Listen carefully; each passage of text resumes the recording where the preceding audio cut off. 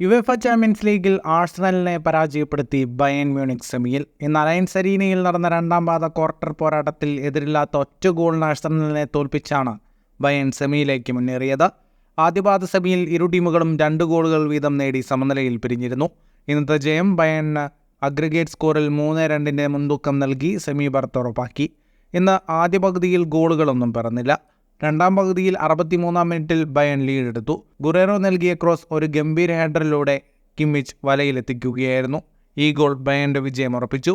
ബയേണിനെതിരെ goal തിരിച്ചടിക്കാൻ അർട്ടേറ്റയ്ക്കും സംഘത്തിനും കഴിഞ്ഞില്ല. ഇന്നത്തെ ക്ലീൻ ഷീറ്റോടെ ബയേൺ കീപ്പർ ന്യൂഇയർ ചാമ്പ്യൻസ് ലീഗിൽ ഏറ്റവും കൂടുതൽ ക്ലീൻ ഷീറ്റ് എന്ന റെക്കോർഡ് സ്വന്തമാക്കി. മത്സരത്തിന്റെ കണക്കുകളിലേക്ക് വന്നാൽ 52% സമയവും പന്ത് കൈവശം വെച്ച് കളിച്ചത് ബയേൺ മ്യൂണിക്കായിരുന്നു.